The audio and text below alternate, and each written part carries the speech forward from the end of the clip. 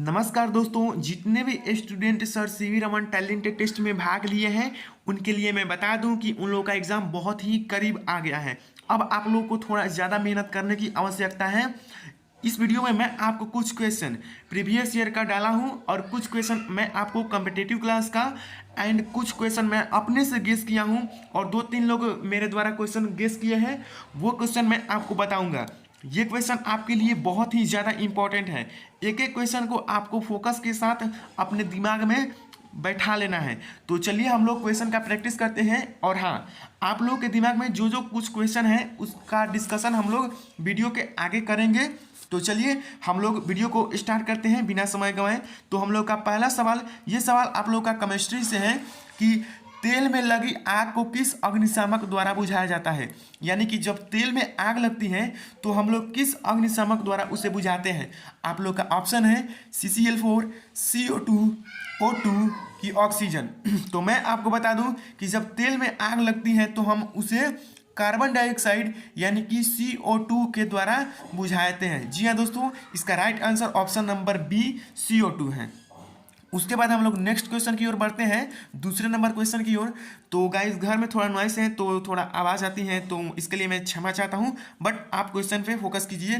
Question number 2 ये है कि दहन के लिए आवश्यक है, यानी कि कोई भी पदार्थ को जलने के लिए किस चीज़ की आवश्यकता सबसे ज़्यादा है। हवा की, कि पानी की, कि आग की, कि ज्वाला की। तो मैं आपको बता दूं कि दहन के लिए जो सबसे ज़्यादा आवश्यक है वो आपका हवा। जी हाँ दोस्तों, दहन के लिए कोई सबसे ज़्यादा आवश्यक चीज़ है तो वो है हवा। चलिए हम लोग क्वेश्चन नंबर 3 की ओर बढ़ते हैं। क्वेश्चन नंबर 3 भी बहुत ही आसान क्वेश्चन है। इसमें मैं कुछ क्वेश्चन आपको कमेंट में जवाब देने के लिए कहूँगा, तो उस क्वेश्चन को आप लोग वेट कीजिए। अभी आप लोग क्वेश्चन पे फोकस कीजिए कि किसी पदार्थ के दहन का पोषक पदार्थ है। किसी पदार्थ के दहन का पोषक पदार्थ है जी कार्बन, कार्बन डाइऑक्साइड, ऑक्सीजन की जल। तो मैं आपको बता दूं कि किसी पदार्थ के दहन के पोषक पदार्थ की आवश्यकता है तो वो है आपका ऑक्सीजन। जी हाँ दोस्तों, ऑक्सीजन की उपस्थिति में ही कोई पदार्थ अच्छे से जलता है। तो किसी पदार्थ के दहन के लिए जो सबसे ज़्यादा आवश्यक है वो है ऑक्सीजन। इसका right answer option C oxygen हो जाएगा। उसके बाद हम लोग नेक्स्ट क्वेश्चन की ओर बढ़ते हैं और मैं कुछ क्वेश्चन का आप लोगों को कमेंट में जवाब देने के लिए कहते हैं। तो बहुत सारे लोगों का ये कहना होता है कि सर हम लोग कंफ्यूज होते हैं, आप ही आंसर दीजिएगा। तो मैं बता दूं कि कुछ क्वेश्चन का आंसर तो आप लोग कीजिए ही कीजिए, ताकि आप लोग को अच्छी तरीके से और प्रैक्टिस होगा। ताकि आप लोग क्वेश्चन को खोजेंगे तभी तो आपके दिमाग पे जोर पड़ेगा और आपका दिमाग और भी जल्द काम करेगा।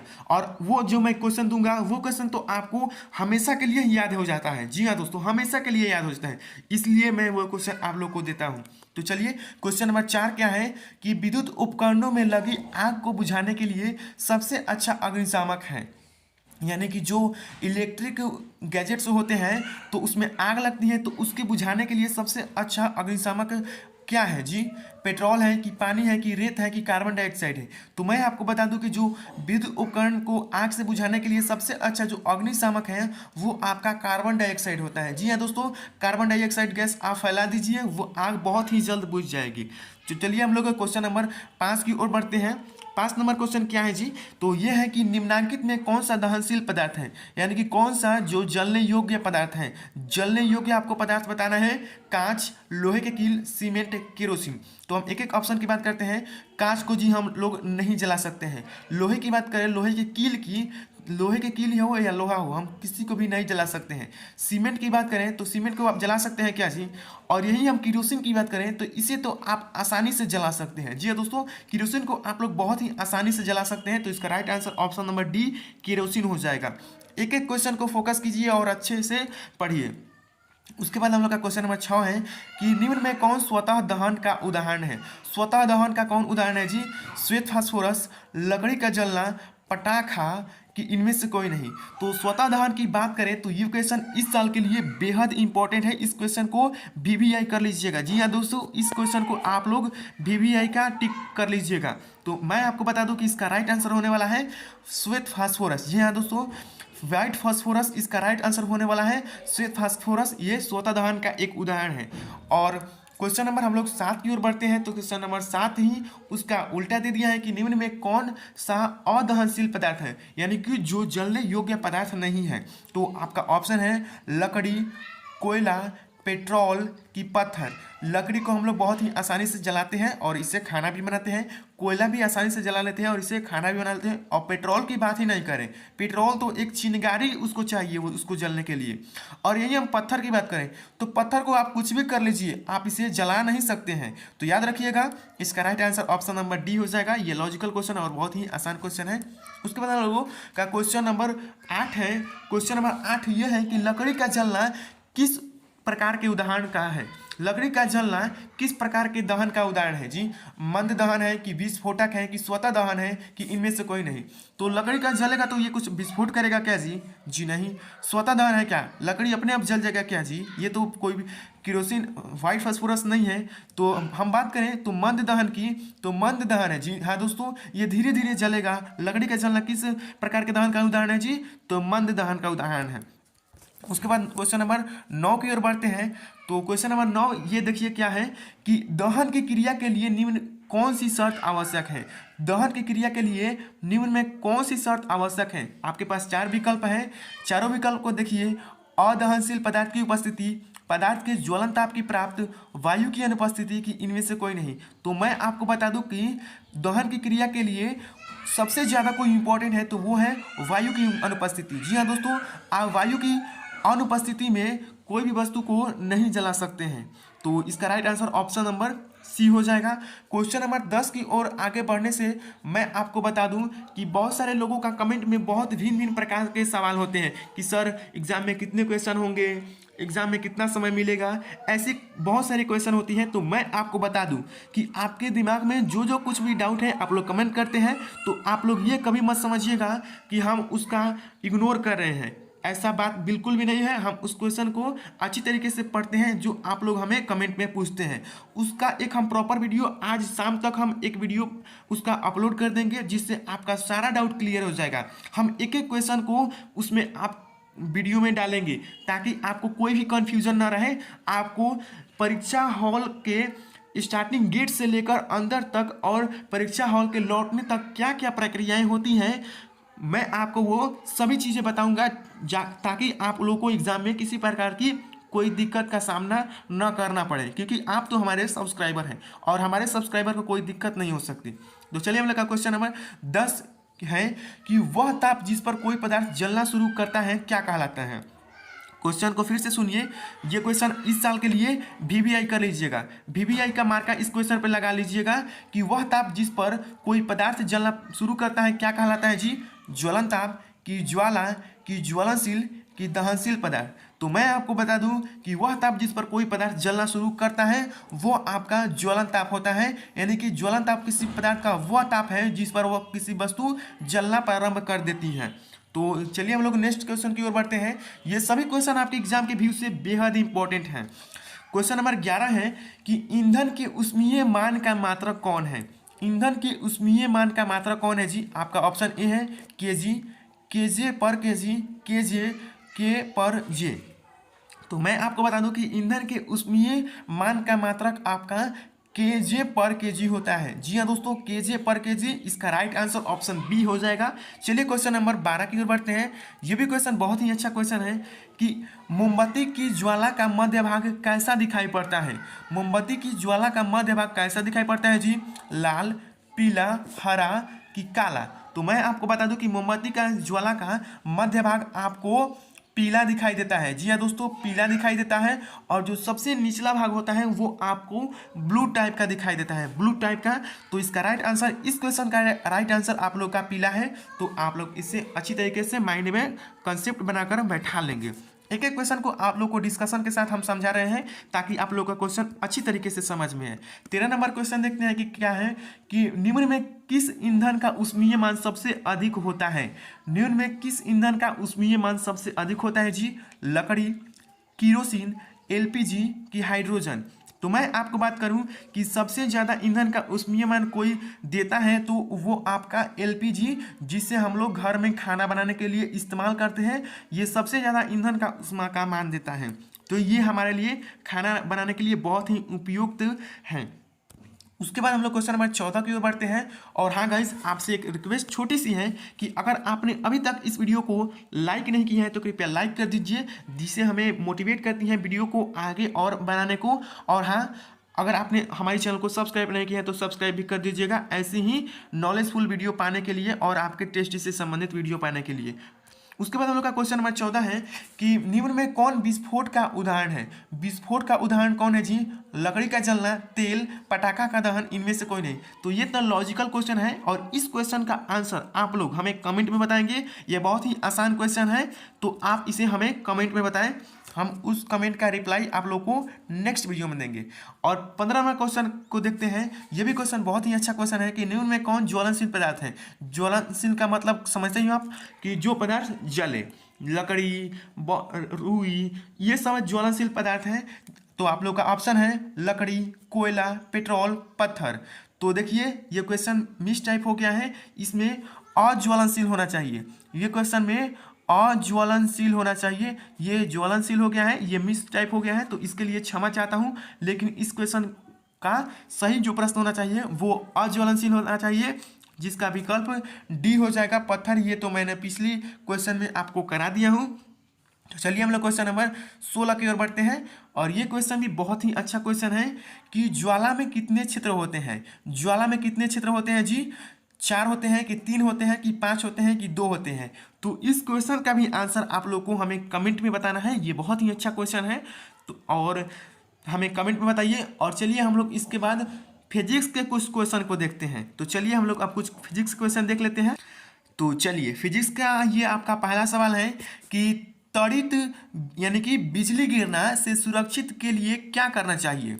यानी कि जो बिजली गिरती है उससे हमें बचने के लिए क्या करना चाहिए। हमें ऊंचे ब्रिज के नीचे शरण लेना चाहिए, कि ज़मीन पर लेट जाना चाहिए, कि ट्रैक्टर के पास छिपना चाहिए, कि खुली जगह में घुटनों के बल सिमटकर सिर को हाथों के सहारे लेट जाना चाहिए। तो इसका मैं बता दूं, ये बहुत ही लॉजिकल क्वेश्चन है और आसान क्वेश्चन है कि खुली जगह में घुटनों के बल सिमटकर हमें सिर को हाथ से दाब लेना चाहिए, यही इसका राइट आंसर हो जाएगा। उसके बाद हम लोग क्वेश्चन नंबर 2 देखते हैं। क्वेश्चन नंबर 2 ये है कि भूकंप की तीव्रता मापने वाले यंत्र को क्या कहते हैं जी। ये क्वेश्चन इस साल के लिए मैं बता रहा हूँ ना, आप MVVI कर लीजिएगा। MVVI मतलब तो आप लोग समझते ही होंगे कि इस क्वेश्चन को आप लोग MVVI कर लीजिएगा कि भूकंप की तीव्रता को मापने वाले यंत्र को हम लोग क्या कहते हैं जी। रिक्टर पैमाना, की कमानीदार तुला, की साधारण तुला, की इनमें से कोई नहीं। तो मैं आपको बता दूं कि जो भूकंप की तीव्रता मापता है वो आपका रिक्टर पैमाना होता है। जी दोस्तों, रिक्टर पैमाना यही एक यंत्र है जो भूकंप की तीव्रता को यानी कि इंटेंसिटी ऑफ आपका भूकंप को बताता है। उसके बाद हम लोग को क्वेश्चन नंबर 3 देखते हैं कि क्या है। देखिए अभी आप लोग को जितना हो सके उतना ज़्यादा क्वेश्चन का प्रैक्टिस कीजिए, यही आपके लिए बेहतर होगा। मैं डिस्क्रिप्शन बॉक्स में आप लोग को लिंक दे दूंगा, जिसमें मैं जितना क्वेश्चन कराया हूँ उस सभी का लिंक आपको इस वीडियो में मिल जाएगा। और वहाँ से आप क्वेश्चन को 1 बार 2 बार 3 बार क्वेश्चन को देख लीजिए, ताकि एक एक क्वेश्चन आपके दिमाग में छप जाए और आप लोग सही सही आंसर करके बहुत सारे इनाम जीते। तो चलिए हम लोग का क्वेश्चन नंबर 3 है कि निम्नलिखित में से किसे रगड़ने से आसानी से आवेशित नहीं किया जा सकता है। इस क्वेश्चन को अच्छी तरीके से समझिएगा कि निम्नलिखित में किसे रगड़ने से आसानी से आवेशित नहीं किया जा सकता है। आपका ऑप्शन है तांबे की छड़, प्लास्टिक पैमाना, ऊनी वस्त्र या फूला हुआ गुब्बारा। तो मैं आपको बता दूं कि देखिए इस क्वेश्चन को अच्छी तरीके से समझिए कि प्लास्टिक पैमाना यानी कि प्लास्टिक का कोई वस्तु है तो उसे आप रगड़ेंगे तो देखिए हम लोग आसानी से आवेश उसी में उत्पन्न कर सकते हैं जो अचालक हो, यानी कि जिसमें विद्युत धारा का प्रवाह नहीं हो सके। यानी कि प्लास्टिक में हम लोग विद्युत धारा का प्रवाह नहीं कर सकते हैं, ऊनी वस्त्र में भी हम लोग नहीं कर सकते हैं और फूला हुआ गुब्बारा में भी नहीं कर सकते हैं। तो इसको हम लोग आसानी से आवेशित कर सकते हैं। और यही हम तांबे की छड़ की बात करें तो इसे हम लोग आसानी से आवेशित नहीं कर सकते हैं। क्यों? क्योंकि ये देखिए इसमें विद्युत धारा का प्रवाह आसानी से हो जाता है और जब हम इसे रगड़ेंगे या तो देखिए ये आवेश को अपने में ही ऑब्जर्व कर लेगा और आवेश उत्पन्न करने ही नहीं देगा। तो इसका right answer option number A तांबे की छड़ हो जाएगा। तो चलिए हम लोग क्वेश्चन नंबर 4 की ओर बढ़ते हैं। क्वेश्चन नंबर 4 भी बहुत ही अच्छा क्वेश्चन है कि विद्यालयों या भवनों के ऊपर त्रिशूल आकार की धातु की पट्टी लगाई जाती है। ये क्वेश्चन तो आपके एग्जाम में रहेगा ही रहेगा कि विद्यालयों या भवनों के ऊपर त्रिशूल आकार की वस्तु धातु की पट्टी लगाई जाती है। क्यों लगाई जाती हैं? सुंदरता के लिए, कि विद्युत विसर्जन के लिए, कि मजबूती के लिए, कि प्रकाश अवशोषित करने के लिए। तो मैं आपको बता दूं कि विद्यालय या भवनों के ऊपर त्रिशूल आकार की धातु की पट्टी इसलिए लगाई जाती है क्योंकि वो अगर बिजली गिरे तो वो विद्युत विसर्जन से बच जाए, यानी कि वो बिजली सीधे मतलब त्रिशूल के माध्यम से आपके जमीन में सीधा चल जाए और आपके घर पे कोई भी क्षति ना हो और आपके ऊपर भी कोई क्षति किसी प्रकार की बिजली के गिरने से न हो। उसके बाद हम लोग का क्वेश्चन नंबर 5वां है कि समान आवेशों के बीच होता है। समान आवेशों के बीच क्या होता है जी? आकर्षण की प्रतिकर्षण की, आकर्षण एवं प्रतिकर्षण दोनों की, इनमें से कोई नहीं। तो ये भी क्वेश्चन बहुत ही आसान क्वेश्चन है, तो इसका आंसर आप लोग हमें कमेंट में बताइएगा। उसके बाद हम लोग क्वेश्चन नंबर 6 देखते हैं कि भूकंपी तरंगों को किस यंत्र द्वारा अभिलेखित किया जाता है? भूकंपी तरंगों को किस यंत्र द्वारा अभिलेखित किया जाता है? भूकंप लेखी, रिक्टर पैमाना, कंप्यूटर, या इनमें से कोई नहीं। तो भूकंपी त्वरित तरंगों को भूकंप लेखित यंत्र द्वारा अभिलेखित किया जाता है, यानी कि भूकंपी तरंगों को किस यंत्र द्वारा अभिलेखित किया जाता है जी? तो भूकंप लेखी द्वारा। तो इसका right answer option number A हो जाएगा। उसके बाद हम लोग का क्वेश्चन नंबर 7 देखते हैं। कांच को रेशम से रगड़ने पर रेशम में उत्पन्न होता है, यानी कि कांच को जब रेशम से रगड़ा जाता है तो रेशम पर उत्पन्न कौन सा आवेश होता है? आवेश होता है कि ऋणावेश होता है कि धनावेश होता है कि इनमें से कोई नहीं। तो मैं आपको बता दूं कि जब कांच को रेशम से रगड़ते हैं तो रेशम पर जो उत्पन्न होता है वो आपका नेगेटिव चार्ज यानी कि ऋण आवेश उत्पन्न होता है। तो इसका राइट आंसर ऑप्शन बी ऋण आवेश हो जाएगा। चलिए क्वेश्चन नंबर 8 की ओर बढ़ते हैं। आवेश कितने प्रकार के होते हैं? तो मैं आपको बता दूं ये बहुत ही आसान क्वेश्चन है और इसका आंसर आप लोग हमें कमेंट पे बताएंगे। ऑप्शन देख लीजिए, 1, 2, 3, 4 आवेश कितने प्रकार के होते हैं ये आपको हमें कमेंट में बताना है। क्वेश्चन नंबर 9 की ओर देखते हैं। क्वेश्चन नंबर 9 देखिए, क्वेश्चन यह है कि झारखंड की एक प्रमुख आपदा जिससे अधिक व्यक्ति प्रभावित होते हैं क्या है जी? भूकंप है कि त्वरित है कि बाढ़ है कि सुनामी है? तो देखिए क्वेश्चन को अगर आपको पता ना हो तो आप लोग देखिए क्या कीजिएगा, मैं आपको बता रहा हूँ वैसे ही कीजिएगा, आप बिल्कुल सही आंसर कर देंगे अगर आपको कोई क्वेश्चन पता ना हो तो। देखिए झारखंड में सबसे ज़्यादा क्या है, आप सभी लोग को पता होगा कि झारखंड में सबसे ज़्यादा जंगल है, इसलिए तो इसका नाम पड़ा है झारखंड। झार मतलब वन झार और खंड मतलब टुकड़ा, तो वन का एक टुकड़ा क्या है जी? तो झारखंड है। तो झारखंड मतलब वनों का जंगल है। तो भूकंप तो वनों के कारण तो भूकंप, ये तो लॉजिक नहीं बन रहा है। तड़ित मतलब बिजली का गिरना, ये लॉजिक बन सकता है क्योंकि जहाँ वृक्ष है वहाँ ही ज़्यादा बिजली गिरती है। बाढ़, इससे तो कोई लगाव इससे है नहीं कि अगर आप वृक्ष जगह लगाएं तो आपके यहाँ बाढ़ आएगा। सुनामी तो ये तो समुद्र में होती है तो आगे ही छट जाती है। तो तड़ित तो इसका राइट आंसर हो जाएगा, मतलब जहाँ वृक्ष रहेगी वहाँ ज़्यादा बिजली गिरती है। तो झारखंड की एक प्रमुख आपदा जिससे अधिक व्यक्ति प्रभावित होते हैं वह है आपका तड़ित। तो इसका राइट आंसर ऑप्शन बी हो जाएगा। आशा करता हूँ कि आप लोग को ये क्वेश्चन अच्छी तरीके से समझ में आ गई होगी। उसके बाद हम लोग क्वेश्चन नंबर 10 की ओर बढ़ते हैं। 10 नंबर क्वेश्चन भी बहुत ही अच्छा क्वेश्चन और इम्पॉर्टेंट क्वेश्चन है कि आकाशीय विद्युत विसर्जन को क्या कहा जाता है? आवेश, तड़ित, प्रतिकर्षण या भूकंप? तो मैंने आपको पहले भी बताया था कि जो बिजली की गिरती है तो आकाशीय विद्युत विसर्जन को हम लोग तड़ित कहते हैं। जी हाँ दोस्तों, आकाशीय विद्युत विसर्जन को हम लोग तड़ित कहते हैं। चलिए क्वेश्चन नंबर 11 की ओर बढ़ते हैं कि विपरीत आवेशों के बीच क्या होता है? तो मैं आपको बता दूं, ये आप लोग अच्छी तरीके से कंसेप्ट बैठाकर अपने दिमाग में बैठा लीजिए कि समान आवेश एक दूसरे को आकर्षित नहीं बल्कि प्रतिकर्षित करते हैं और बल्कि तथा विपरीत आवेश एक दूसरे को आकर्षित यानी कि मतलब ऑब्जर्व एक दूसरे को समीप आते हैं, यानी कि प्लस प्लस आपका रिपल्सन करेगा। रिपल्सन मतलब एक दूसरे से दूर भागेगा और प्लस माइनस की बात करें तो ये एक दूसरे के करीब आएगा यानी कि अट्रैक्शन होगा। तो आप लोग को इसको राइट आंसर तो पता लग ही गया होगा कि विपरीत आवेशों के बीच आकर्षण होता है। तो इसका right answer option number B आकर्षण हो जाएगा। इसके बाद चलिए हम कुछ क्वेश्चन आपके बायोलॉजी के बहुत ही इंपॉर्टेंट क्वेश्चन देख लेते हैं। तो इसके बाद हम लोग का बायोलॉजी का क्वेश्चन नंबर 1 है कि इनमें से कौन से परिवर्तन यौनारंभ के दौरान नहीं होते हैं? शारीरिक लंबाई में वृद्धि, जी ये तो होते ही हैं। गौण लैंगिक गुणों का विकास, ये भी होते हैं।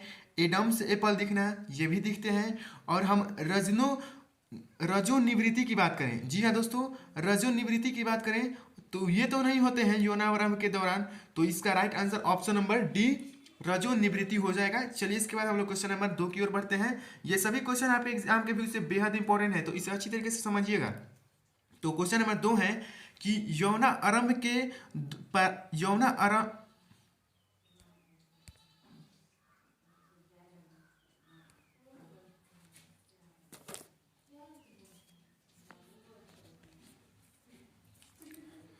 क्वेश्चन नंबर 2 है कि यौना अवस्था प्रारंभ के साथ ही पुरुष हार्मोन स्रावित होता है, उसे क्या कहते हैं? यानी कि उस हार्मोन का नाम बताना है जो यौना अवस्था प्रारंभ होने के साथ पुरुष हार्मोन स्रावित होता है, उसका नाम बताना है। आपका ऑप्शन है टेस्टोस्टेरोन, एस्ट्रोजन, एड्रिनलिन, इनमें से कोई नहीं। तो मैं आपको बता दूं कि इसका जो राइट आंसर होने वाला है वो है टेस्टोस्टेरोन। जी हाँ दोस्तों, इसका राइट आंसर ऑप्शन ए हो जाएगा। उसके बाद चलिए हम लोग का क्वेश्चन नंबर 3 देखते हैं। 3 नंबर भी इस साल के लिए बेहद इंपॉर्टेंट क्वेश्चन है, इसको तो आप लोग BVI कर लीजिएगा। ये बहुत ही इंपॉर्टेंट क्वेश्चन है और ये कॉम्पिटिटिव क्लास में भी बहुत ही पूछे जाते हैं कि निम्न में कौन सा गुणसूत्र शिशु का लिंग नर निर्धारण करता है? निम्न में कौन सा गुणसूत्र शिशु का लिंग निर्धारण करता है? XY की YY की XX की, इनमें से कोई नहीं। तो मैं बता दूं कि जो गुणसूत्र शिशु लिंग का निर्धारण करता है वो और कुछ नहीं XY होता है। जी हाँ दोस्तों, XY होता है जो गुणसूत्र शिशु लिंग का निर्धारण करता है। उसके बाद हम क्वेश्चन नंबर 4 की ओर बढ़ते हैं कि लड़कों के गले में उभरा हुआ भाग कहलाता है। लड़कों के गले में उभरा हुआ भाग क्या कहलाता है जी? लेरिक्स, एडम्स एप्पल या कंठमणि, थायराइड या इनमें से कोई नहीं। तो मैं आपको बता दूं कि लड़कों के गले में जो उभार होता है उसे हम लोग एडम्स एप्पल या कंठमणि कहते हैं। तो इसका right answer option number B हो जाएगा। चलिए हम लोग नेक्स्ट क्वेश्चन की ओर बढ़ते हैं। 5वां नंबर क्वेश्चन, ये भी क्वेश्चन बहुत ही अच्छा क्वेश्चन है कि मनुष्य की कोशिका के केंद्रक में कितने जोड़े गुणसूत्र पाए जाते हैं? ये तो लगभग सभी बच्चों को पता होगा कि मनुष्य की कोशिका के केंद्रक में कितने जोड़े गुणसूत्र पाए जाते हैं। 22 जोड़ा कि 23 जोड़ा कि 24 जोड़ा कि 25 जोड़ा। तो देखिए आप लोग कंफ्यूज ना हो कि इसमें कितना जोड़ा पाया जाता है। तो इसका राइट आंसर हो जाता है 23 जोड़ा। जी हाँ दोस्तों, मनुष्य की कोशिका के केंद्रक में कुल 23 जोड़े गुणसूत्र पाए जाते हैं। तो इसका right answer option number B हो जाएगा। और जितने भी आपके दिमाग में सवाल हैं वो आप लोग हमें कमेंट में बता सकते हैं। उस पर एक हम प्रॉपर वीडियो आज शाम तक ला रहे हैं, तो वो देखना मत भूलिएगा, नहीं तो आपको एग्जाम में बहुत सारी दिक्कतों का सामना करना पड़े। तो 6वां नंबर क्वेश्चन है कि पीड़ित व्यक्ति से स्वस्थ व्यक्ति में एड्स फैल सकता है। कैसे फैल सकता है जी? भाजी न साझा करने से, कंघी साझा करने से, एक मच्छर के काटने से या खून चढ़ाने से। तो ये एड्स फैल सकता है जब आप ब्लड सर्कुलेशन यानी कि ब्लड किसी से लेते हैं या देते हैं, तो आपको एड्स फैल सकता है। तो इसका right answer option number D खून चढ़ाने से हो जाएगा। उसके बाद 7वां नंबर क्वेश्चन, ये भी क्वेश्चन बहुत ही अच्छा क्वेश्चन है कि निम्न में कौन नर जनन हार्मोन है? आपको नर जनन हार्मोन बताना है। आपके पास 4 विकल्प दिए गए हैं कि एस्ट्रोजन, टेस्टोस्टेरोन, पीयूष ग्रंथि या इनमें से कोई नहीं। तो मैं आपको बता दूं कि जो नर जनन हार्मोन है वो आपका एस्ट्रोजन होता है। जी हाँ दोस्तों, एस्ट्रोजन ये जो आपका है ये नर हार्मोन है। तो इसका right answer option number A हो जाएगा। 8वां नंबर क्वेश्चन देखिए क्या है कि जन्म लेने वाले शिशु के लिंग निर्धारण के लिए जिम्मेवार कोशिका की संरचना को कहते हैं। मैं फिर से एक बार क्वेश्चन कर रहा हूं क्योंकि ये बहुत ही आसान और बहुत ही इंपॉर्टेंट क्वेश्चन है कि जन्म लेने वाले शिशु के लिंग निर्धारण करने के लिए जिम्मेवार कोशिका की संरचना को कहते हैं। क्या कहते हैं? कोशिका द्रव्य, केंद्रक, प्लाज्मा झिल्ली, गुणसूत्र। तो मैं आपको बता दूं कि ये जो इसका राइट आंसर होने वाला है वो तो आपका गुणसूत्र ना होता है जो बच्चे के लिंग का निर्धारण करता है। तो यही इसका right answer option number D हो जाएगा। चलिए हम लोग 9 नंबर क्वेश्चन की ओर बढ़ते हैं कि किशोरावस्था की उम्र क्या है जी? ये तो आप सभी लोगों को पता ही होगा और आप लोग अभी इसी उम्र में होंगे। मेरा जहां तक अनुमान है आप लोग अभी इसी उम्र में होंगे। तो आप लोग इसका राइट आंसर हमें कमेंट में बताइएगा। आपका ऑप्शन है 0 से 6 वर्ष तक, 6 to 10 ईयर्स, 11 to 19 ईयर, इनमें से कोई नहीं। तो आप लोग इसका जवाब हमें कमेंट में बताएंगे। ये बहुत ही आसान क्वेश्चन है। उसके बाद हम लोग 2 नंबर क्वेश्चन देखते हैं कि स्त्रियों में होने वाले मासिक स्राव की सामान्य अवधि क्या है। स्त्रियों में होने वाले मासिक स्राव की सामान्य अवधि क्या है जी? 22 दिन, 14 दिन, 35 दिन, 28 दिन। तो मैं आपको बता दूं कि इसका राइट आंसर जो होता है वो होता है 28 दिन। स्त्रियों में होने वाले मासिक स्राव की अवधि, सामान्य अवधि 28 दिन होते हैं। चलिए हम लोग 11 नंबर क्वेश्चन की ओर बढ़ते हैं कि कितने उम्र तक को शैशवावस्था कहा जाता है। शैशवावस्था यानी कि हम लोग बच्चों को कहते हैं, तो ये कितने उम्र तक होता है? तो जी ये होता है 0 से 5 वर्ष तक जितने बच्चे होते हैं वे शैशवावस्था की श्रेणी में गिने जाते हैं।